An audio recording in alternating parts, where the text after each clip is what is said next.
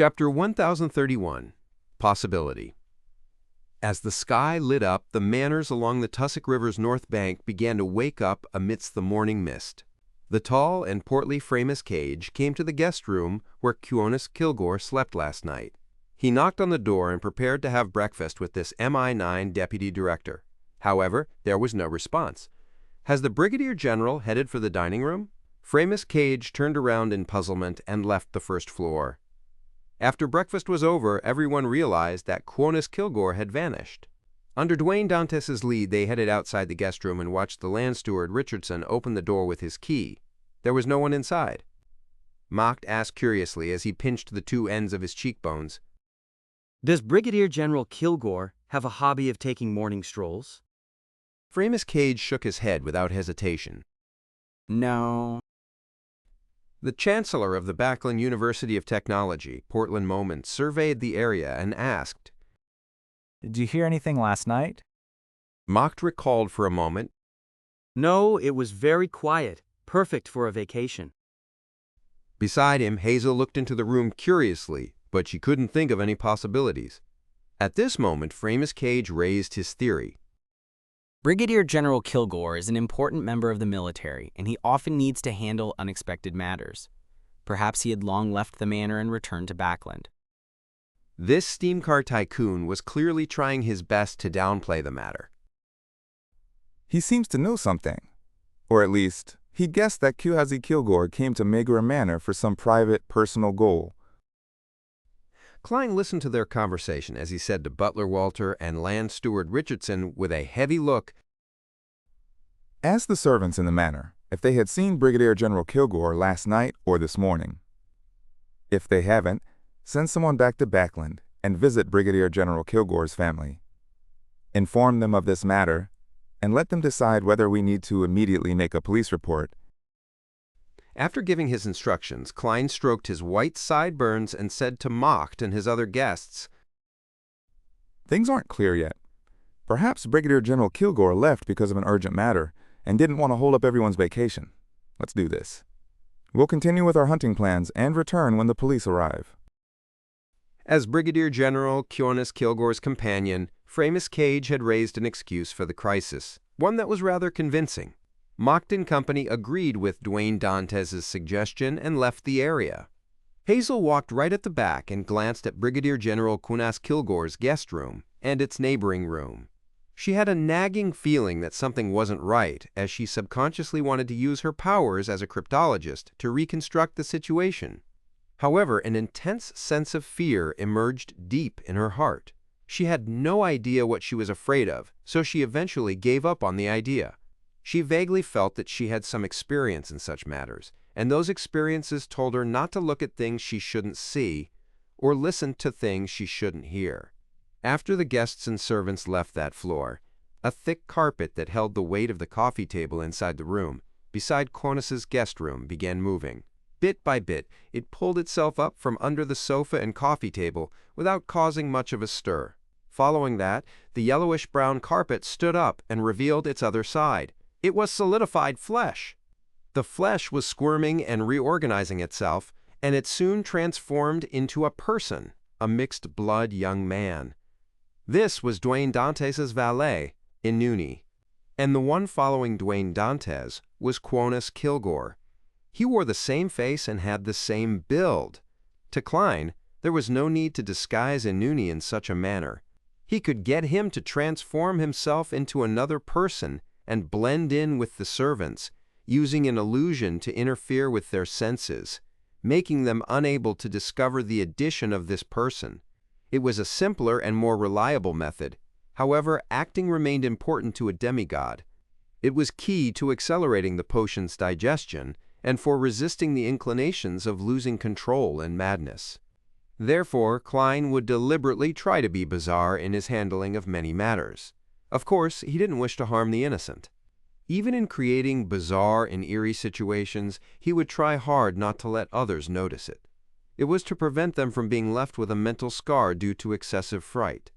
The bizarre and eerie atmosphere was mainly for himself, to gain the approval of the potion inside him. This would undoubtedly accelerate the digestion rate of his potion. But without the feedback of a spectator, it meant that the acting wasn't complete enough. This made the speed at which he digested the bizarro sorcerer potion not as fast as he imagined.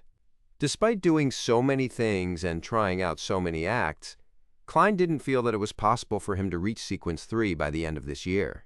Backland, East Borough, inside a 2-bedroom rental apartment. Gio sat on an unstable chair as she stared out of the window in a daze, her expression a little gloomy.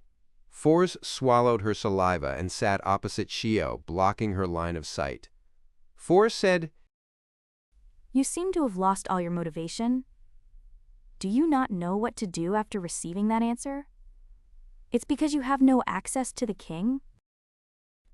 Gio's eyes fluttered as she slowly came to her senses. Whether it's to redeem my father's reputation or revenge, the chances are slim when facing the king. I can't think of a way to complete something like that. That's because you're too weak.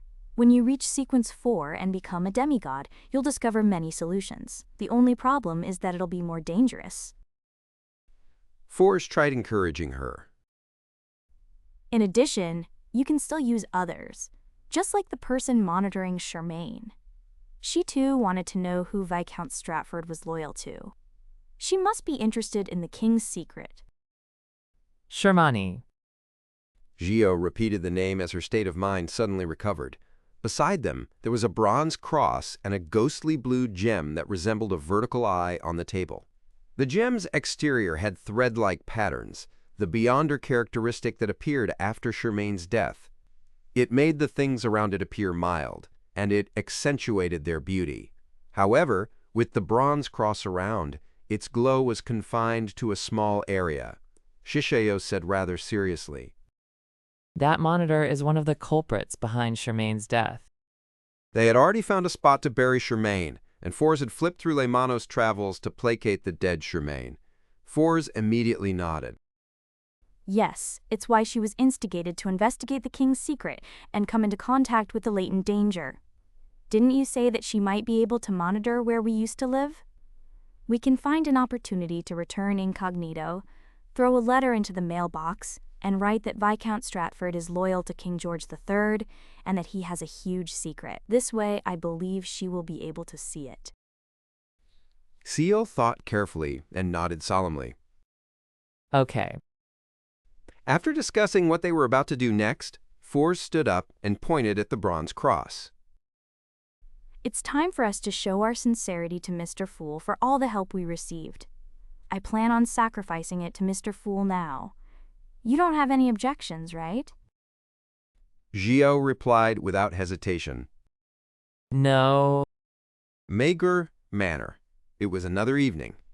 The news sent back by Cuonas Kilgore's family was to wait, since this MI9 deputy director often acted in such ways, involving himself in matters of national security. Therefore, Mocht and company didn't panic. They made use of the animals they hunted and roasted them over a bonfire at a party on the lawn behind the manor. Seeing the gentlemen roll up their sleeves and busy themselves around the roasting rack, the ladies heading over to help from time to time, and the children running around eagerly, Klein held a cup of sweet white wine, a fine product of Magur Manor, and sat on a white wooden chair, a smile suffusing his lips. Beside him was his mixed-blood valet, Enuni, who stood upright while awaiting instructions.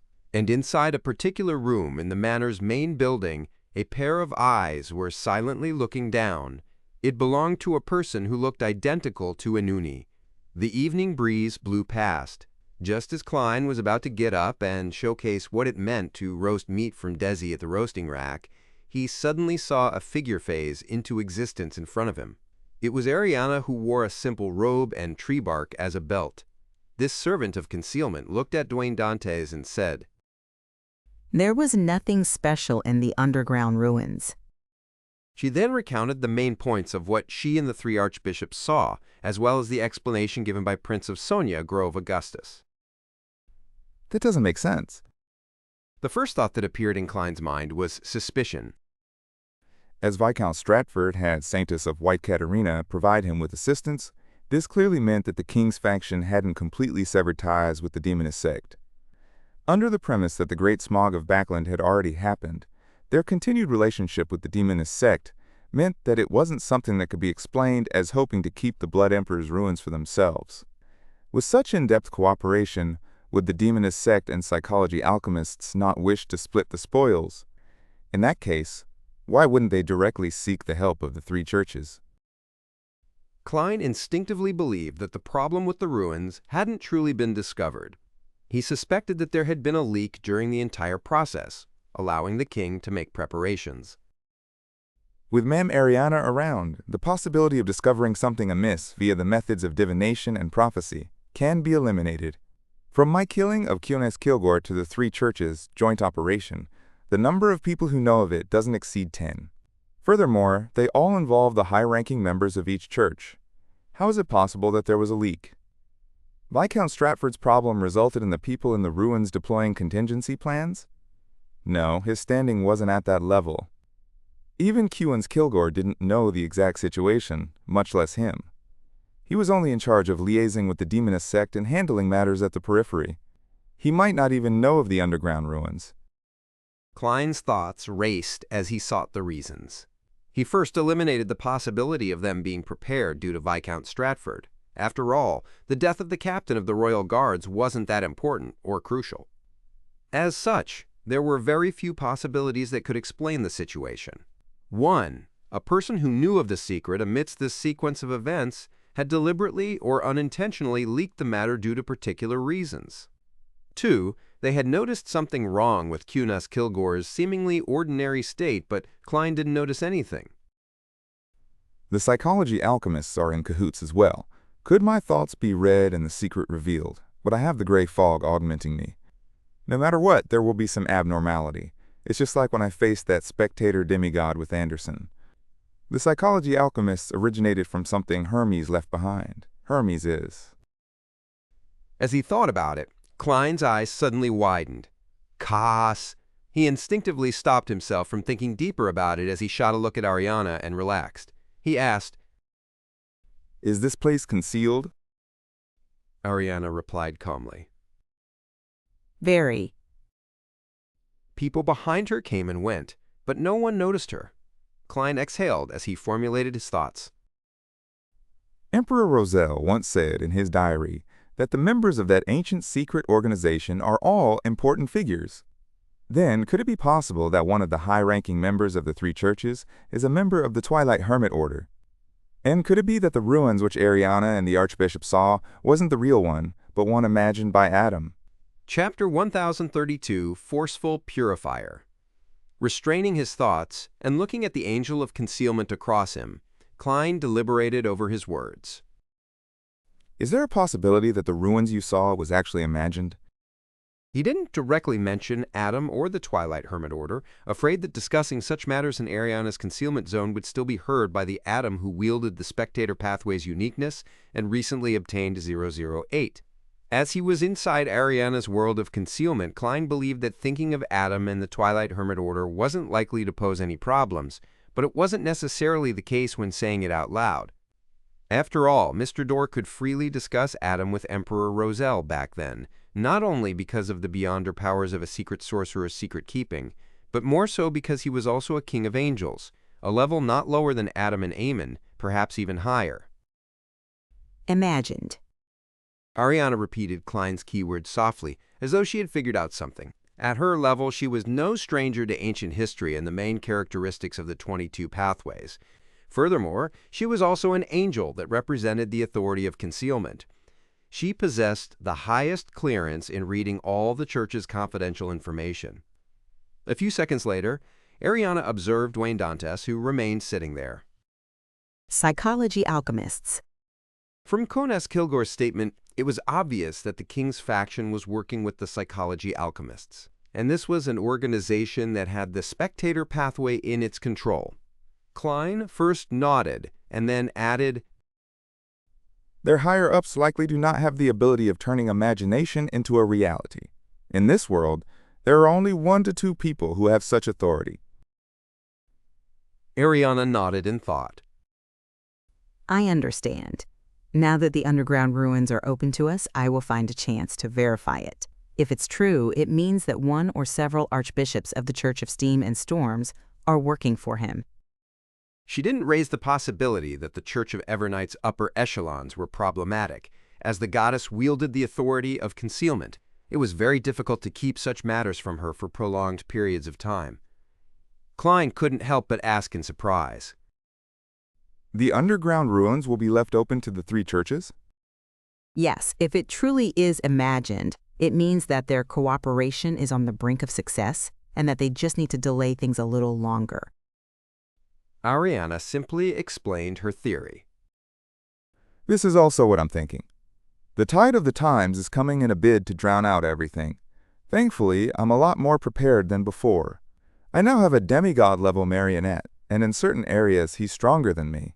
After all, he can use my Beyonder powers, while I can't use his. Since I can't digest the Bizarro Sorcerer potion anytime soon and seek my advancement, strengthening my marionette is also an effective measure to protect myself. I can also take note of the Sanguines and Miss Sharon's plot against the Rose School of Thought. Klein's thoughts instantly turned clear. He reined in his thoughts and casually asked, Do all three churches doubt Prince Grove's explanation? They don't. Ariana frankly shook her head. Quanus Kilgore had mentioned Katerina. But you don't have evidence. After all, they can explain that, after they split with the Demoness sect, Katerina was sent to discuss things and attempt to make amends, but was cruelly rejected. During this process, as they knew each other's secrets, none of them took action at the meeting. It could then be explained that Quanus Kilgore, a demigod who wasn't privy to the matter, made the mistake that the cooperation effort was still in place.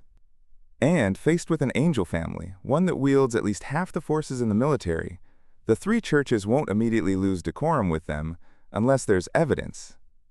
Firstly, they aren't united, and they have to consider that if a civil war were to erupt, countries like Phaenopoter, Intis, and Phaenopoter, as well as the churches of Eternal Blazing Sun, God of Combat, Earth Mother, and the God of Knowledge and Wisdom, might try to take advantage of the situation. Klein quickly came up with an analysis of the present situation. He simply mentioned, There were signs of Saintess of White Katerina appearing over at Viscount Stratford's side. I will try to find her. Apart from that, Klein still wanted to find the dangerous Trissy and eliminate her, making up for his mistake of letting her go just because he wanted to use her. Her value was clearly not as dangerous as her. I'll try to do so as well.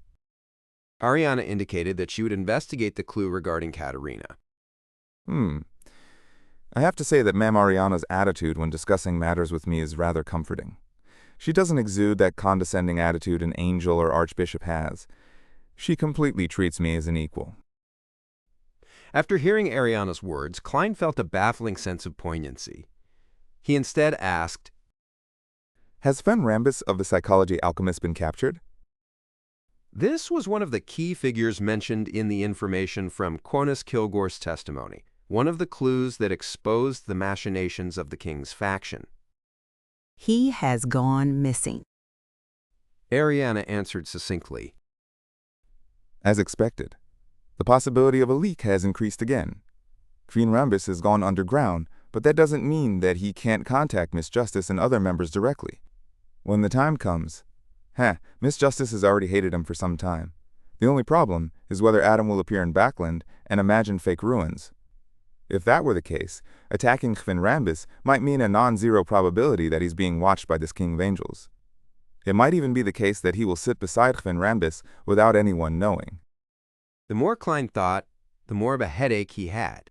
It had to be said that in an era in which deities rarely descended upon the real world, the two brothers, Adam and Aemon, were the limits to one's level and strength. They were synonymous with being terrifying, powerful, frightening, and formidable. A king of angels was an existence closest to that of a deity. Compared to Aemon, I'm more afraid of Adam. He might be sitting beside you, listening to you, and watching you smile while he reads your most truthful thoughts, making you die in the most natural, logical, but baffling manner. At this thought, Klein couldn't help but look around. afraid that the simple priest with pure-looking eyes and beard would be holding a tray, standing beside the roasting rack as he waited for the food and watched him with a smile. Without a doubt, Klein didn't discover anything. Noticing his reaction, Ariana calmly added, He isn't here. Phew, thankfully there's the blessings of an angel of concealment. Klein controlled his thoughts and nodded gently. I will take note of Hin Rambus's whereabouts. Ariana nodded and said, After this matter is over, you can attempt to pray to the goddess for a bestowment. That is to say that the goddess is very satisfied with my performance up to now. When the time comes, she will bestow me with the scholar of your potion formula. Klein roughly understood Ariana. He stood up and tapped his chest 4 times. Praise the lady. Ariana also drew the crimson moon. Praise the lady. Her figure disappeared bit by bit as though she had been erased. Yet the guests at the bonfire party didn't notice the arrival of the ascetic at all. Klein sat down again and continued analyzing his situation from another angle. Quonis Kilgore disappeared without any warning. From the evidence presented by Ma'am Ariana and the words she said, it implied that the MI9 deputy director is in her hands. In other words, the assault on Quonis Kilgore is definitely related to the Church of Evernight. Quonis Kilgore disappeared in Magur Manor, which belongs to Dwayne Dantes, and he is a believer of the Evernight goddess. From what the King's faction and the psychology alchemists know, Dwayne Dantes can likely be confirmed to be a secret informant of the Church of Evernight. This way, my safety can be guaranteed, but I can't avoid being observed and monitored. I have to be careful. I have to think of a reason to add a new servant. I can't keep having Quonis Kilgore or Inuni hide in this manner. This will make it easier for a problem to be discovered. Or maybe I can make one marionette turn into human skin clothes, fusing with the other marionette. As he thought, Klein stood up and placed the glass of sweet white wine on the table beside him. He then turned to walk to the main building of the manor and entered one of the bathrooms. He then took 4 steps counterclockwise and arrived above the gray fog. He summoned the sea god scepter and used the prayer point he marked as Inuni to observe every corner of Magur Manor. During this process, Klein's mind was somewhat tense, worried that he would see a priest wearing simple clothes while having a beard and golden eyes. Of course, compared to seeing this priest, he was more afraid of the priest looking up and smiling back at him, raising the cup of wine in his hand. Fortunately, after a series of inspections, he confirmed that there was nothing unusual with Magur Manor. Klein heaved a sigh of relief and retracted his spirituality. He then cast his gaze at the bronze cross on the long, mottled table. This was an item that the magician and judgment had recently sacrificed. They said that it was to thank Mr. Fool for his blessings, and hoped to please this existence. It doesn't look like its level is low. Klein picked up the spiky cross and used divination to quickly figure out the mystical item's beyonder powers and negative effects. Both of them were one and the same. The bronze cross could cleanse powers of degeneration, corruption, corrosion, darkness, evil, ailments, and other domains, quickly causing them to dissipate until nothing was left. Due to this reason, this mystical item could also clear the mental corruption of beyonder characteristics. And it was precisely because of this potent purification that the bronze cross couldn't coexist with other mystical items or be in contact with other beyonder characteristics. It couldn't exist on the same person. Furthermore, it also repelled the wielder's beyonder characteristic, albeit not in a manner that was as obvious. Over the passage of time, it would slowly cause a beyonder's characteristic to seep out. This also meant that if one were to carry or wear the bronze cross for more than an hour, the beyonder's sequence would drop by at least 1 sequence. Beyond 3 hours, non-demigods would definitely be reduced to an ordinary person. Exceeding 6 hours, Sequence 4 and Sequence 3 saints would also lose their beyonder powers. It was almost ineffective against angels because they had the ability to shatter beyonder characteristics. They had extremely strong control over their source of power. It can be used to retrieve the characteristics of Beyonders who failed to advance without dying, or from those who lost control. This cross's powers resemble the sun pathways unshadowed. Klein nodded thoughtfully. Chapter 1033, Let There Be Light. Scrutinizing the bronze cross in hand, Klein was certain that it was at least a Grade 1 sealed artifact. Apart from its purifying effects, this mystical item also possessed Flaring Sun and other demigod-level spells of the Sun domain. As for its negative effects, they weren't a problem to resolve if one used it properly. For example, helping people who stumbled into the Beyonder world and hoped to escape this madness to become normal humans again. It could also be used for people who consumed additional potions to secrete the Beyonder characteristic, though this required precise timing. Otherwise, it easily caused one's sequence to drop. Of course, the body and soul that had been reconstructed by potions would definitely suffer from frequent conflicts with an ordinary human's essence. Beyonders who relied on this bronze cross to retreat from this circle would undoubtedly suffer residual effects, and the exact circumstances would be different depending on their pathways and sequences. This made Klein sigh. This was the most useful and valuable negative effect he had ever seen. To him, the only problem was that this bronze cross couldn't be carried with him for extended periods of time. He couldn't hand it to his marionette either, as it would expel the marionette's Beyonder characteristic and drop its sequence. And a marionette could no longer consume potions for advancements, as their spirit bodies were essentially dead. As for letting ordinary creatures turn into marionettes, they would praise the sun by wearing this cross for extended periods of time and escape his control. I can only leave it above the gray fog and take it out when I need it. To a bizarro sorcerer, this side effect isn't much. After all, I don't perform unprepared. I'll later confirm if it corresponds to an unshadowed. If it does, I'll sell it to Little Sun after he finishes digesting the Priest of Light potion. I believe that the City of Silver's 6-member council's chief wouldn't be miserly to not exchange it with a sealed artifact of equal value. The Sun pathway is clearly more suitable for the forsaken land of the gods than the other pathways. Klein thought in a good mood as he placed the bronze cross back on the long, mottled table. He didn't immediately make a confirmation and planned on leaving it until he returned to 160 Boakland Street. When that happens, he would also use dream divination to figure out the origins of the sealed artifact. As Mager Manor was too close to the underground ruins, he was afraid that the royal family's angel, or maybe even Adam, was observing the area. If his experiments were to trigger some change and create a stirring in the gray fog, his biggest secret might be exposed. Even if this sealed artifact doesn't correspond to an unshadowed, it's definitely from the Sun pathway. At most, it's mixed with other Beyonder characteristics. No, it will be expelled, and the Church of the Eternal Blazing Sun's trademark is a sacred emblem made of gold, an abstract sun, having nothing to do with a cross. After eliminating this possibility, the only one related to the Sun domain is the City of Silver's creator, the ancient sun god, Adam and Amon's dad, the suspected transmigrator. It appeared in the hands of Viscount Stratford, so does this mean that, in a particular sense, it's the Twilight Hermit Order who's cooperating with the royal family, and the Psychology Alchemists is just a ruse?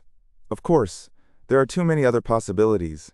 It might have been found by the Augustus family since they're quite a famous angel family in the 4th epoch and have a long history. Finding certain items of the ancient sun god is rather normal. If this sealed artifact really was provided by Adam, could it be part of his arrangements? Faced with Demoness Trissy, who is clearly involved with an evil god, and her partner, Viscount Stratford, who chose to use this purifying cross and gave up using other items, that arrangement is very reasonable.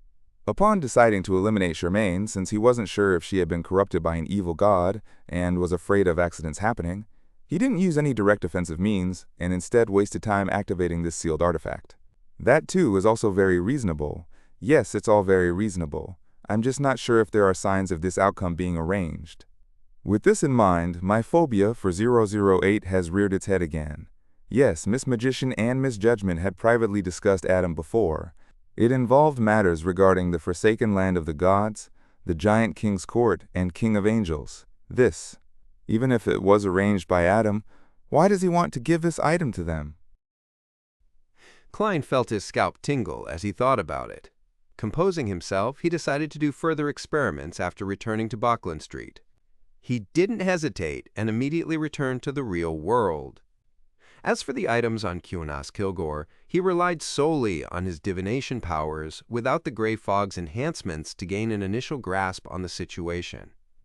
Apart from the Concerto of Light and Shadow, which Church of Evernight ascetic leader Ariana had taken, and the badge used to open the underground ruins, Cuyonas Kilgore had two other mystical items. One of them was Reaver's Shout of Despair, which Herodes had mentioned. It originated from a failed sacrifice and had two modes. One was an ordinary shot. Its might was slightly weaker than a clown's air cannon. The other was a machine gun sweep.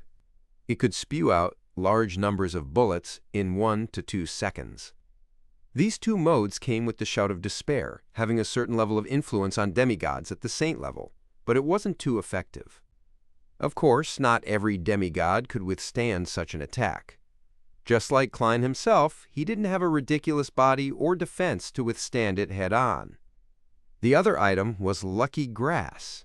It looked very simple, a 4-leaved clover that had been made into a protective charm. Its power was to accumulate one's chance of success after a subsequent failed attempt. The negative side effect was that it magnified the wearer's character flaws. Klein's appraisal on it was to change its name to Mother of Success. These two mystical items were of little value to Klein. He continued keeping them on Cuyonas Kilgore's person. Instead, it was this demigod marionette that was his greatest harvest. Lawyers had an acute grasp and knowledge of how to make use of loopholes in law, with the ability to guide and convince the target. Barbarian provided strength and a constitution that broke the rules. Briber had bribe, Baron of corruption had distortion, Mentor of disorder had disorder, and Earl of the Fallen had bestowment, magnify, and exploit. They were all pretty good powers.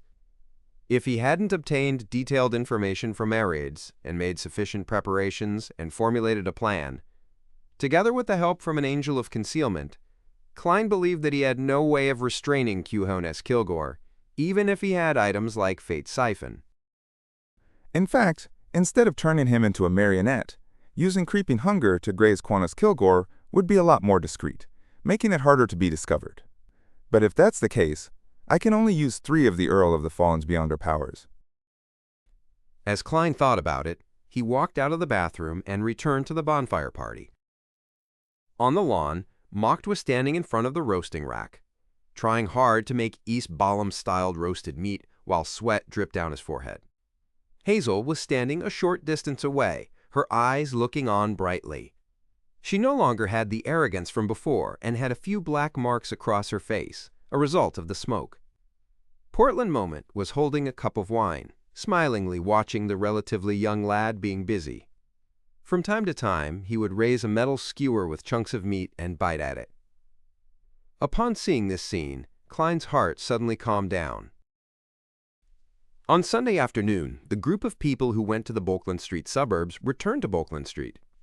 Before dinner, Klein headed above the gray fog once again and picked up the bronze cross. He first confirmed that the cross corresponded to the Sun Pathway's Sequence 4 Unshadowed and had, rather uncreatively, named it Unshadowed Crucifix. Following that, he picked up a pen and wrote a new divination statement, The Origins of This Cross. Klein didn't immediately divine if Unshadowed Crucifix had any traces of being arranged, afraid that it might point to Adam and place him in a state of vigilance. He planned on investigating the situation by figuring out the sealed artifact's origins. If the Unshadowed Crucifix's owner or former owner was Adam, the truth of the matter would undoubtedly point towards a deliberate arrangement. Putting down the pen, Klein looked down at the cross and exhaled heavily. I'm courting death again.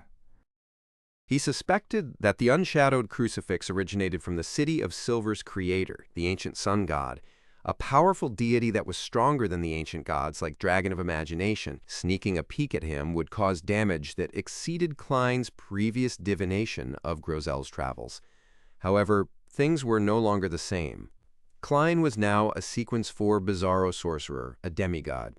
The damage he could withstand, as well as the amount of power of the mysterious space above the gray fog that he could use, far exceeded his previous state back when he was a Sequence 5. After spending a few seconds to calm his emotions, he leaned back in his chair, holding the unshadowed crucifix in one hand and holding the piece of paper in the other. He softly repeated the divination statement. Over and over again, Klein used cogitation as a jumping board to enter a state of deep sleep. In the hazy world, a building whose original form was obscured by layers of grayish-white stood in a pitch-black environment. Surrounding it were monsters. A crack opened up on the grayish-white building's surface as a palm that had almost white skin reached out. A figure walked out, a man. He wore a black clergyman robe and had a silver crucifix hung on his chest. This man's hair wasn't long and was mainly raven black in color. There was a faint hint of blonde at the roots of his hair. His eyes were pure gold in color, and his skin was rather white. He had a deep outline and pronounced eye sockets. He looked quite similar to the people of the northern continent. He took 2 steps forward, reached his hand out, and grabbed the very ordinary crucifix. His eyes gradually lost their look of confusion as the ends of his lips curled up slightly. Darlach ochum, he said in a deep voice. Let there be light. The pitch-black surroundings of the grayish-white building were immediately pierced by bright lights, revealing what it really looked like. This was a deep valley where nothing could be seen above it, yet the infinite light filled every corner. And there was light, while she at a high sheas kermist. The image of the next scene flashed. A drop of golden blood that emitted light and heat dripped onto the silver cross. Yes, above the drop of blood seemed to be a figure that was formed of dazzling light. The face that he couldn't see clearly was looking up, seemingly being effused with pain and a sense of distortion in a very real manner.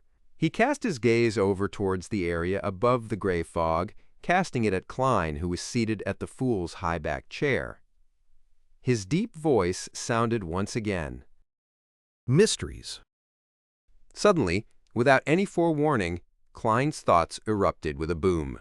Chapter 1034, Gains. The boundless gray fog boiled as the ancient and majestic palace burned. The blazing flames condensed into a fiery blob, as though a blinding sun had risen out from this mysterious space. A howling hurricane flipped the long mottled table, snapping the thick stone columns and causing half the palace to collapse. Sitting at the fool's seat, Klein's brain was boiling before holes exploded out of it. Charred maggots then began crawling out of the cracks. He didn't die, and he had even very calmly reached out his right palm and tapped the armrest of the chair. Above the gray fog, this mysterious space quaked in an obvious manner. Waves of power surged out one after another, calming the hurricane and extinguishing the flames. The blazing sun evaporated, inch by inch. The thick stone pillars stood once more as the long mottled table returned to its original state. The magnificent and holy palace appeared as though it had never collapsed or suffered any damage. Klein's head recovered instantly, and the charred maggots that had drilled out had turned transparent again before crawling back inside. As expected, stronger than Dragon of Imagination Ankiwelt. It's painful. This pain is also clearly stronger. Klein muttered to himself, as his expression couldn't help but warp. He couldn't help but massage his forehead. While muttering, he wrapped the edge of the long mottled table and made the mysterious space above the gray fog quake once more. Amidst the quakes, a pitch-black shadow abruptly emerged out of the palace's floor. This shadow twisted and struggled before being wiped clean by the gray fog's powers, leaving nothing behind. After nearly a minute, Klein calmed down completely and recalled the scene he had seen. That should be the ancient sun god, the City of Silver creator Adam's and Amon's dad. From the crucifix he wore, and that line, "Let there be light," there's a high chance that he is the first transmigrator. Perhaps he's Caucasian with a religious background. He used a language that can stir the powers of nature. It's similar to Jotun, but it's also different. It doesn't belong to Elvish, Dragonese, and ancient Hermes. Yes, it has similarities with the ancient Faesac of the northern continent and the Deutanese of the southern continent. This allowed me to barely understand what he was saying despite me not knowing this language. This is the language he learned from that strange giant building.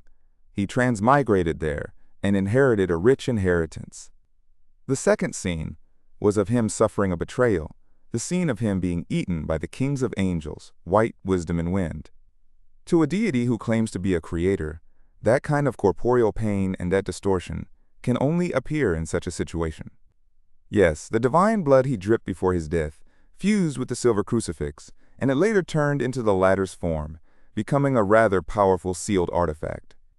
From the looks of it, the unshadowed crucifix was obtained by one of the three kings of angels, or it landed in Amon's or Adam's hands. To them, this is an important item their father left behind.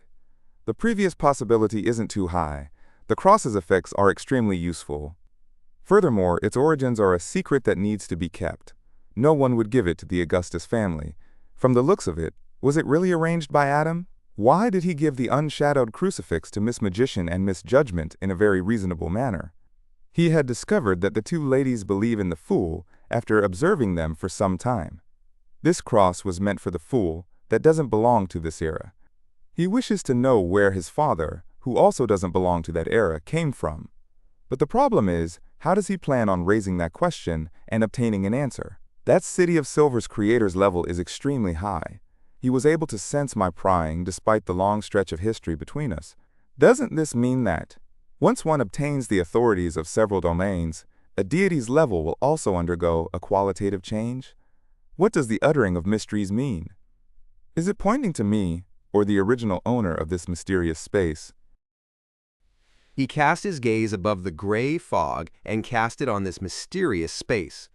Furthermore, the influence he created not only openly caused destruction, but also secretly invaded this place, creating a special shadow. It nearly lurked here, hidden.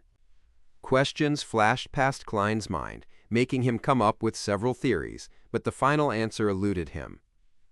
Due to his fear of Adam, he believed that the best outcome for the unshadowed crucifix was to have the City of Silver's godlike sealed artifact shatter it and reform it into a pure Beyonder characteristic.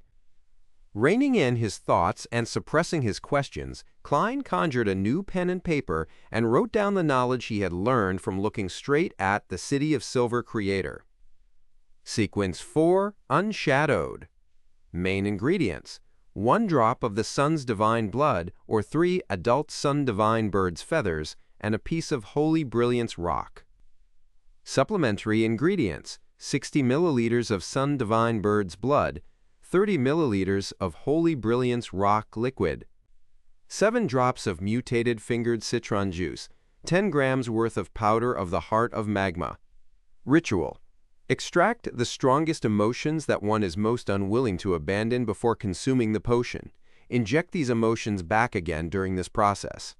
Sequence 3, Justice Mentor. Sequence 4, Black Knight. Sequence 3, Trinity Templar. After doing all of this, Klein picked up the bronze cross again and observed it with a heavy expression. He then threw Unshadowed Crucifix into the junk pile and stirred the powers of the mysterious space above the gray fog to suppress it. He didn't wish to see the paper figurines he cut begin to praise the sun the next time he came. In front of an ordinary house in Sherwood Borough, a postman riding a bike braked and stopped at the door.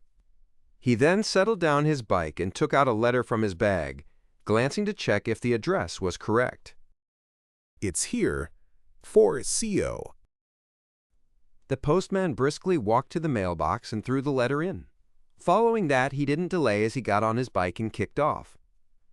After a while, a pitch-black flame suddenly spewed out of the mailbox's mouth. This flame burned quietly and quickly disappeared. In Empress Borough, the opulent villa of Earl Hall, Audrey, who had brought Susie to the garden for a stroll, had just returned to the foyer when she saw her father, Earl Hall, come in from the outside. He had his brows knitted, seemingly in deep thought. Father, did something happen? Audrey asked with concern. This was the most basic of observations, which she didn't need to hide at all. Earl Hall restrained his frustrated expression and said with a smile, It's nothing important. I just never expected Queen Rambus to be a member of a cult. He's a member of a cult? Audrey expressed her surprise appropriately. She knew that Hyven Rambis was actually a member of the upper echelons of a secret organization known as the Psychology Alchemists, but she didn't understand how this was suddenly exposed. Earl Hall nodded solemnly. Yes, he's wanted by the three churches. I'm still not sure which cult he's involved in. Has he been caught? Audrey's eyes darted around as she asked curiously. No, he disappeared before the warrant was issued. Earl sighed. It's really hard to imagine that he's a cult member. He's of excellent character and is knowledgeable. He's rational and objective in various matters and is filled with wisdom. That's just the side he wants you to see. Audrey inwardly mumbled. Then, as usual, she entered the small prayer room at home before dinner. She faced the sacred emblem of the Evernight goddess and got into a prayer gesture. However, her low chanting was, The fool that doesn't belong to this era. After chanting the honorific name, Audrey succinctly reported, Klein Rambis has gone missing. He has been identified as a cultist and is wanted by all three churches. With that said, Audrey was about to solemnly pray to the goddess when a boundless gray fog appeared before her. In the middle of the grayish-white fog, a blurry figure sat on the chair, looking down from above, and gently nodded. I'm aware. Just as this secret existence said that, the scene before Audrey's eyes changed suddenly. It presented a figure who was concentrating on praying. Honorable Mr. Fool, the Church of Evernight has obtained intelligence from Cuttlefish Kilgore and confirmed that King George III hides an extremely huge secret for the obtaining of a Blood Emperor ruins in the Sturlewin segment of the Tussock River. He colluded with the demonist sect and psychology alchemists to partake in human trafficking, creating the human disappearance cases that ultimately led to the Great Smog of Backlund. The demonist sect's former representative was Despair Nightingale Panatia and was later changed to Saintess of White Katarina. For the psychology alchemists, it's Hyven Rambis. Please remind Miss Justice to be careful when she meets Hyven Rambis again.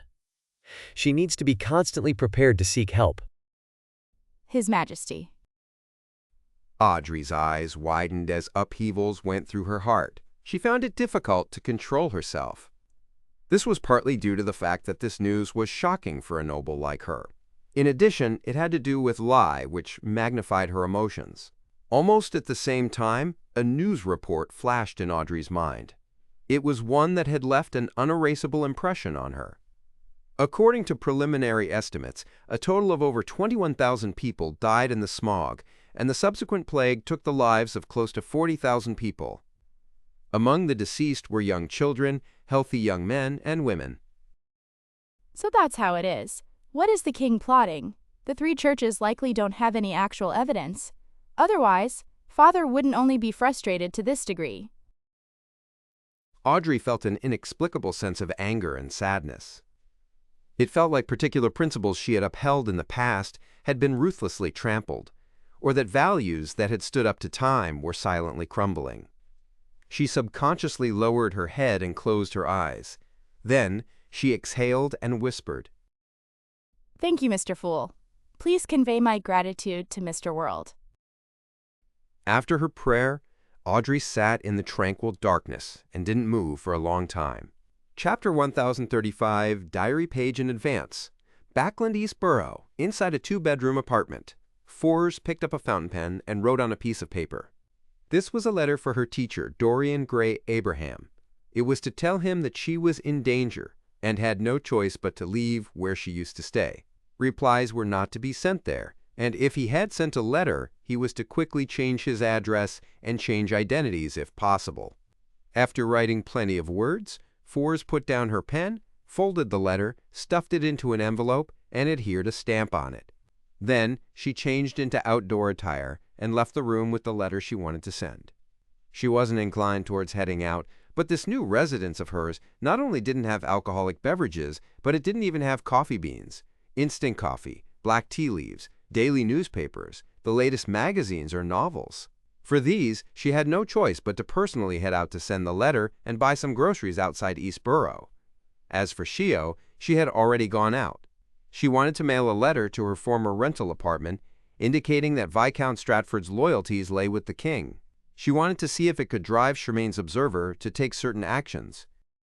Seriously, after everything was over, I was so afraid that I nearly forgot to write to teacher. If I had finished it earlier, I could have gotten Shio to do the mailing. Fors wore a bonnet that had a fishnet, walked down the dark staircase all the way to the bottom, and walked out the condominium. This was in the periphery of East Borough, where technical workers and low-level managers mainly lived. It was relatively safe and even had paperboys around. As Fors heard chimes from time to time, she walked slowly along the side of the street. At this moment, a postman stopped his bike, took out a stack of newspapers from his bag, and entered a condominium beside her. Fors casually glanced at it and discovered that the copy at the top was News at Sea. People who live here will actually subscribe to such a newspaper. Their job has something to do with maritime trade. Fors retracted her gaze as she mumbled in surprise. However, this wasn't something that was worth paying attention to. She quickly walked towards the mailbox when she saw it at the end of the streets. The postman entered the condominium and found a few targets from the rows of mailboxes, stuffing the corresponding papers into them. Shortly after he left, a mailbox was opened and the newspaper inside was taken out. The person who retrieved the newspapers walked up to the third story, opened a room and sat in a simple reclining chair, rocking in it as he read through it.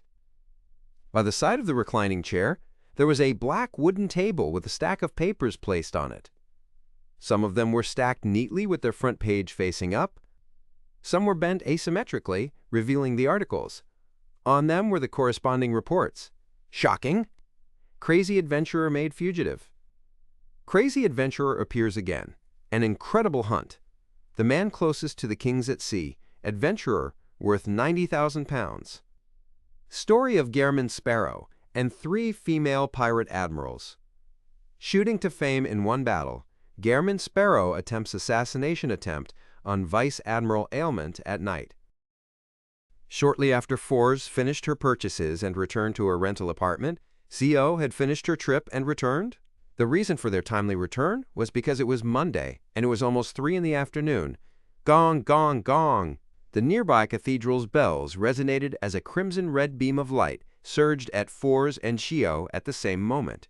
Inside the majestic palace by the sides of the ancient modeled table, figures appeared simultaneously, taking corporeal form. Like always, Justice Audrey stood up first, faced the seat of honor of the long bronze table, curtsied, and said, "Good afternoon, Mr. Fool."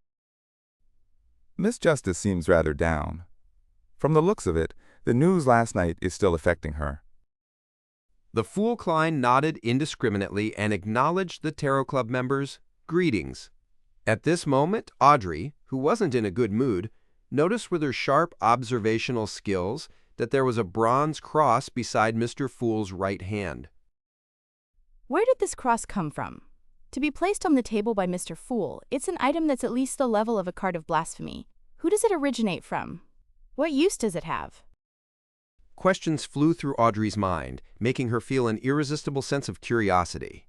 This was the first time Mr. Fool was placing something in front of him that wasn't a card of blasphemy. Immediately following that, Alger, Cattleya, and the other Tarot Club members also noticed the bronze cross that was more eye-catching than a card. Like Miss Justice, they couldn't help but guess at the item's origins, level, and use. Amongst them, Derek felt a subtle calling from it.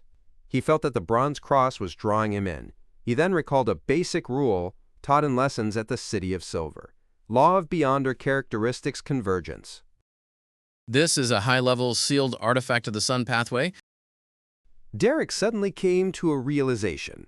Fors and Gio recognized the bronze cross to be the sealed artifacts that they had sacrificed.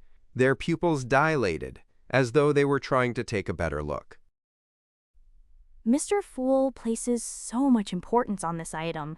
It's more important than what Gio and I imagined. Fors was stunned and couldn't hide her curiosity. When it came to matters involving gods, her thoughts would never develop towards romance. Sheo shared similar thoughts with Fors, but she didn't say a word. She believed that Miss Justice would definitely take the initiative to ask. Haha. Just as Audrey was deliberating about raising her hand, Catalea closed her eyes, turned her body, and faced the seat of honor. Before she bowed and spoke, the fool Klein suddenly chuckled. Don't worry, the glasses you conjure conceal your eye of mystery prying. He knew very well that Ma'am Hermit had already become a demigod by obtaining godhood, turning into a mysticologist. This was partly because Catalea had prayed to the fool before she held a ritual and consumed the potion, hoping to advance under his watch. This way, even if she ultimately failed, she could be blessed and not lose control or go mad. She could always think of expelling the excessive characteristic and redo the attempt. Towards this matter, Klein wasn't too confident about it, because he had never attempted it before. Divination also didn't give any answers, but since he had agreed, he believed that if she failed and didn't die, it was definitely all thanks to Mr. Fool. If she were to lose control or go mad, she wouldn't care if Mr. Fool was really a cheat. In short, Klein's main purpose was to give her confidence so that she was in the best conditions for an advancement attempt.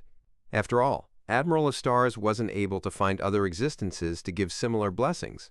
After witnessing Ma'am Hermit's advancement to a demigod, Klein heaved a sigh of relief while lampooning inwardly.